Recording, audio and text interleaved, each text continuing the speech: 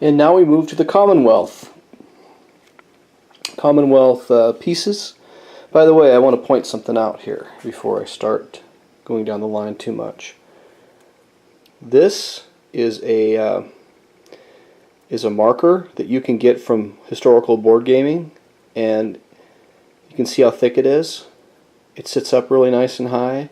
Now at first, and I got another one for the British too, but so this is a Far East Command for me, or India, I guess, and then this would be the British in Europe.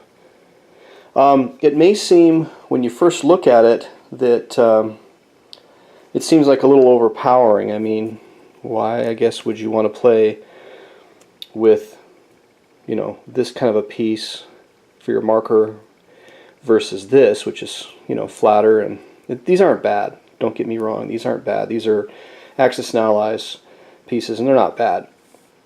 The reason I like them is because you know, when you play even Axis and Allies and you're putting your guys around, you know, for control of whatever zone you're at, these really pop out. And you can even put your guy on top or your guy on the side of it, and it stands out. So it's almost like you can't really, you know, put a bunch of pieces all over your you know, tanks and planes and stuff over that. This will stand out a lot more. I don't know. Anyway, I really like them. I've tried them in a couple games that I played, and I really think that they're a good asset to have. Plus, they've got a lot more than just, you know, as you saw earlier in my German video. If you haven't seen that yet, you can check it out. But I actually have the German symbol is different, and the Italian symbol, which you see a lot of people that are Axis and Allies enthusiasts, they're now using the, you know, the fascist symbol from Italy, and so it's really cool that they're making these, I think, anyway.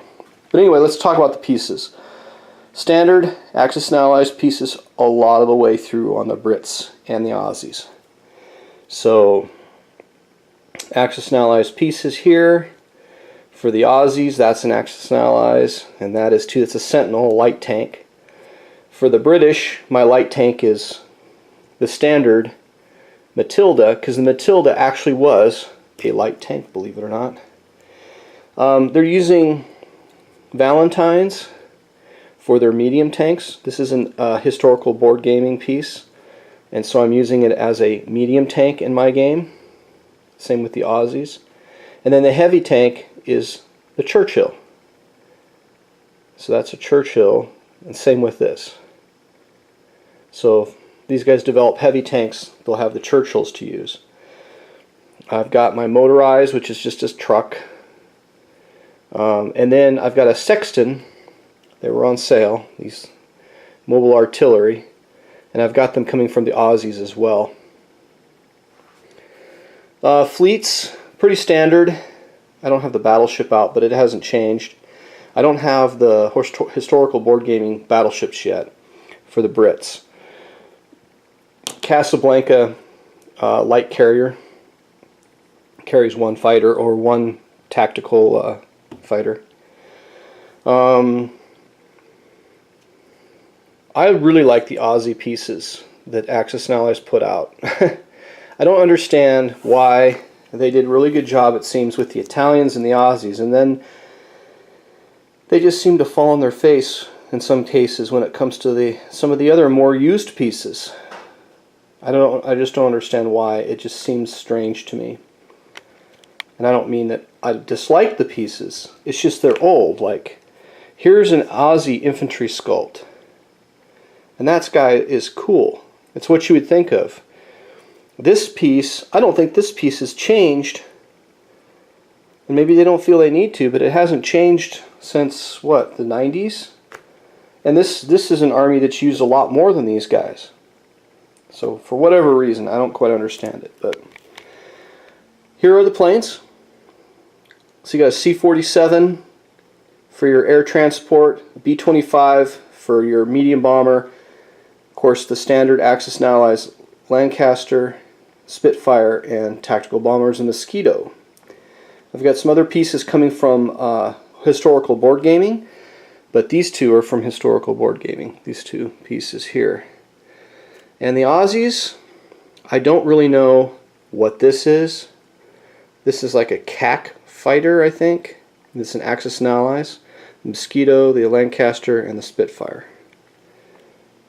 So those are the pieces that I have thus far for Global 1936, Historical Board Gaming's Global 1936 game. And these are just some of the bigger pieces. I've been showing kind of my painting. These are some of the earliest painting jobs I did. So this is the BEF. These guys here are going to try to help the French out in France before the France falls and they have to go to Dunkirk, but they're going to try. And this is a Matilda. So here's a bigger Matilda, and you can see the iconic. These are the iconic things about the Matilda right here. These things, in my opinion. So there's your Matilda. And I don't know if it'll focus. If it focused, you could see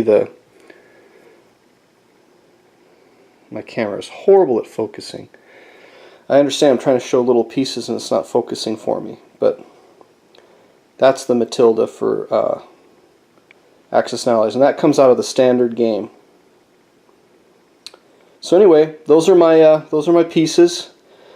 I'm gonna stop filming for today. Upload probably tonight or tomorrow, and we'll keep going through the rest of the armies.